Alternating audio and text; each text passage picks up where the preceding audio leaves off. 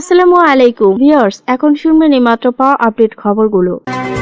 Trump প্রশাসনের গুরুত্বপূর্ণ কর্মকর্তার সঙ্গে তারেক রহমানের টেলিবৈঠক। খালেদা জিয়া স্মরণে নাগরিক শোকসভা শুরু। শুল্ক সুবিধা বিনিয়োগ নিয়ে মার্কিন বাণিজ্য প্রতিনিধির সঙ্গে জামায়াত আমিরের বৈঠক। বাংলাদেশের কয়লা গ্যাস দখলে দেশি বিদেশি ষড়যন্ত্র চলছে রিজভি।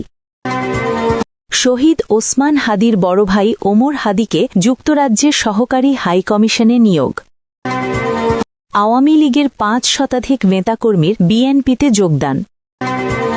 ট্রাম্প প্রশাসনের গুরুত্বপূর্ণ কর্মকর্তার সঙ্গে তারেক রহমানের টেলিবৈঠক। ট্রাম্প প্রশাসনের ট্রেড রিপ্রেজেন্টেটিভ জেমিসন গ্রিয়ারের সঙ্গে গুরুত্বপূর্ণ টেলিবৈঠক করেছেন তারেক রহমান। শুক্রবার ১৬ জানুয়ারি সকাল ৯টায় অনুষ্ঠিত এই আধা ঘণ্টার বৈঠকে বাংলাদেশ যুক্তরাষ্ট্র বাণিজ্য আলোচনার বিভিন্ন দিক উঠে আসে। বৈঠকে ট্রেড নেগোসিয়েশনের অগ্রগতি নিয়ে গ্রিয়ার জানতে চান এ বিষয়ে তারেক রহমানের অবস্থান কি এবং বাংলাদেশ সরকারের পক্ষ থেকে যে আলোচনা হয়েছে সেই সম্পর্কে তার মনোভাব কেমন। এ প্রশ্নের জবাবে তারেক রহমান জানান, সরকার যে নেগোসিয়েশন করেছে তাতে তাদের সম্মতি রয়েছে। তিনি বলেন, বাণিজ্য আলোচনায় সরকার যেভাবে অগ্রসর হয়েছে সে বিষয়ে বিএনপির কোনো দ্বিমত বা আপত্তি নেই। বিএনপি চেয়ারম্যানের পররাষ্ট্র বিষয়ক উপদেষ্টা হুমায়ুন কবির টেলিবৈঠকের বিষয়টি নিশ্চিত করলেও আলোচনার বিস্তারিত জানাতে রাজি হননি। কূটনৈতিক সূত্রগুলো বলছে, এই টেলিবৈঠক রাজনৈতিকভাবে বিশেষ গুরুত্ব বহন করে, কারণ বর্তমান সময় তারেক রহমান কোনো সরকারি পদে নেই। সেই বিবেচনায় যুক্তরাষ্ট্রের শীর্ষ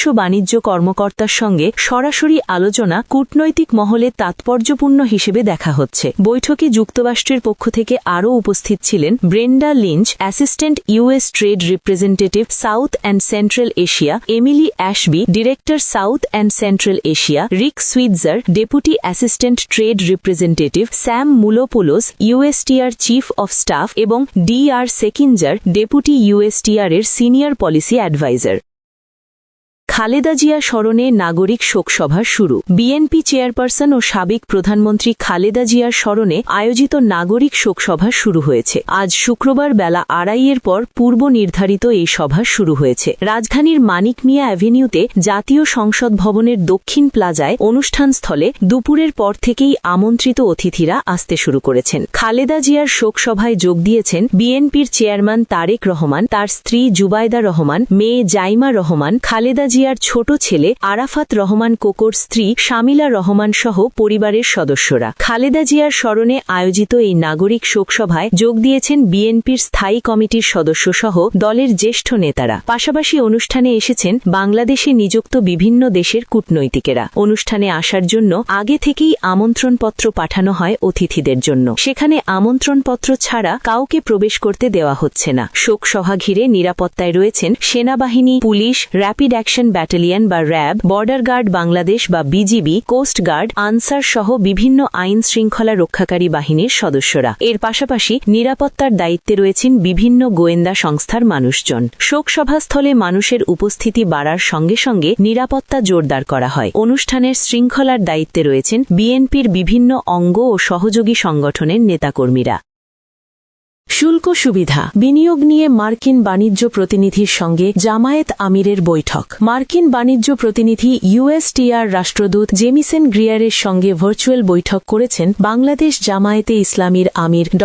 শফিকুর রহমান। শুক্রবার ১৬ জানুয়ারি জামায়াতে ইসলামীর পক্ষ থেকে এক বিবৃতিতে এ তথ্য জানানো হয়েছে। বৈঠকে বাংলাদেশের তৈরি পোশাক খাতের জন্য বিশেষ শুল্ক সুবিধা এবং মার্কিন বিনিয়োগ বৃদ্ধির বিষয় আলোচনা করা হয়। বৈঠকে মার্কিন প্রতিনিধি দলে উপস্থিত ছিলেন দক্ষিণ ও মধ্য এশিয়া বিষয়ক সহকারী মার্কিন বাণিজ্য প্রতিনিধি ব্র্যান্ডন লিঞ্চ এবং পরিচালক এমিলি অ্যাশবি। অন্যদিকে জামায়াতে ইসলামীর পক্ষে বৈঠকে অংশগ্রহণ করেন দলটির যুক্তরাষ্ট্র মুখপাত্র প্রফেসর ড.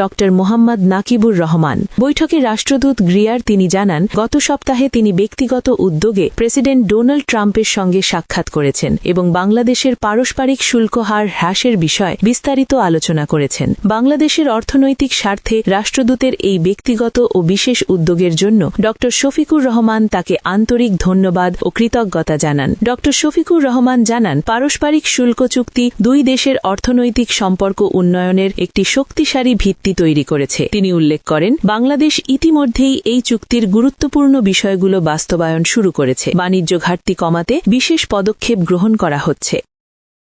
বাংলাদেশের কয়লা গ্যাস দখলে দেশি বিদেশি ষড়যন্ত্র চলছে। রিজভি, বাংলাদেশে অবশিষ্ট কয়লা ও গ্যাস কুক্ষিগত করতে আঞ্চলিক ও বৈশ্বিক শক্তিগুলো ধারাবাহিকভাবে ষড়যন্ত্র চালিয়ে যাচ্ছে বলে অভিযোগ করেছেন বাংলাদেশ জাতীয়তাবাদী দল বিএনপির সিনিয়র যুগ্ম মহাসচিব রুহুল কবির রিজভি। শুক্রবার 16 জানুয়ারি রাজধানী গুলশানে বিচারপতি শাহাবুদ্দিন পার্কে বিএনপির প্রয়াত চেয়ারপারসন বেগম খালেদা জিয়ার সংগ্রামী জীবন ও কর্ম নিয়ে আয়োজিত আলোকচিত্র প্রদর্শনীর উদ্বোধনী অনুষ্ঠানে তিনি এসব বলেন। রুহুল কবির রিজভি বলেন, ভারতের ঝাড়খণ্ড থেকে যে বিদ্যুৎ বাংলাদেশে আনা হচ্ছে সেই বিদ্যুৎ কেন্দ্র প্রকল্পটি একসময় খোদ ভারত সরকার পরিকল্পনা মন্ত্রণালয় বাতিল করে দিয়েছিল, কিন্তু ফ্যাসিবাদী শাসনামলে সেই প্রকল্পই বাংলাদেশে রামপালে বাস্তবায়ন করা হয়েছে। তার ভাষায়, এ ধরনের প্রকল্প স্পষ্টতই দেশবিরোধী। তিনি আরও বলেন, বেগম খালেদা জিয়াকে দিয়ে কখনোই এমন দেশবিরোধী প্রকল্প বাস্তবায়ন করানো সম্ভব হয়নি। সেই কারণেই তাকে রাজনৈতিকভাবে দমন করতে জেলে পাঠানো হয়েছে। রিজভির অভিযোগ, কারাবন্দী অবস্থায় যথাযথ চিকিৎসা না দিয়ে তাকে তিলে তিলে মৃত্যুর দিকে ঠেলে দেওয়ার পরিকল্পনাও করা হয়েছিল।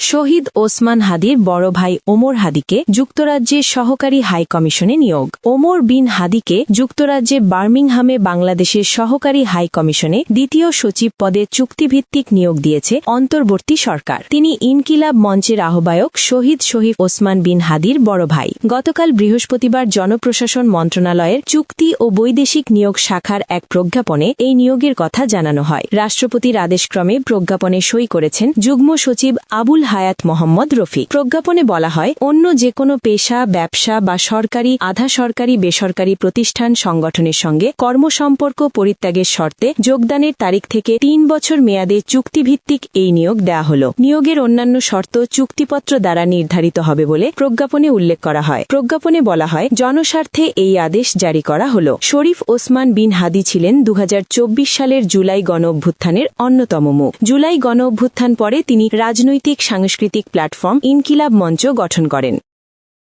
আওয়ামী লীগের 5 শতাধিক নেতাকর্মীর বিএনপিতে যোগদান। লালমনিরহাটের আদিতমারী উপজেলায় আওয়ামী লীগের 5 শতাধিক নেতাকর্মী বিএনপিতে যোগ দিয়েছেন। বৃহস্পতিবার 15 জানুয়ারি রাতে ভেলাবাড়ি ইউনিয়নের চেয়ারম্যানটারি এলাকায় আয়োজিত এক সমাবেশে আনুষ্ঠানিকভাবে বিএনপিতে যোগ দেন তারা। উপজেলা বিএনপির সাবেক জ্যেষ্ঠ সহসভাপতি হাবিবুর রহমান হবি এই তথ্য নিশ্চিত করেছেন। উপজেলা যুবদলের যুগ্ম আহ্বায়ক সাইফুল ইসলাম অপুর সঞ্চালনায় অনুষ্ঠানে হাবিবুর রহমান হবি সহ জেলা বিএনপির সহসভাপতি ও আদিতমারী কালীগঞ্জ আসনের বিএনপি প্রার্থী রোকনউদ্দিন বাবুল বক্তব্য দেন। আওয়ামী লীগের নেতাকর্মীদের উদ্দেশ্যে রোকনউদ্দিন বাবুল বলেন, আপনাদের এই যোগদানে বিএনপি আরও শক্তিশালী হল। বিএনপিতে কোনো সিনিয়র জুনিয়র ভেদাভেদ নেই, যোগ্যতার ভিত্তিতেই সবাই এগিয়ে যাবে। আগামী নির্বাচনে জনগণের রায় পেলে এলাকার অসমাপ্ত উন্নয়ন কাজ সম্পন্ন করা হবে বলে উল্লেখ করেন তিনি। এ সময় আদিতমারী উপজেলা বিএনপির সাবেক আহ্বায়ক আমিনুল ইসলাম, জেলা কৃষক দলের সাধারণ সম্পাদক এনামুল হক মাস্টার সহ বিএনপি ও অঙ্গ সংগঠনের নেতারাও উপস্থিত ছিলেন।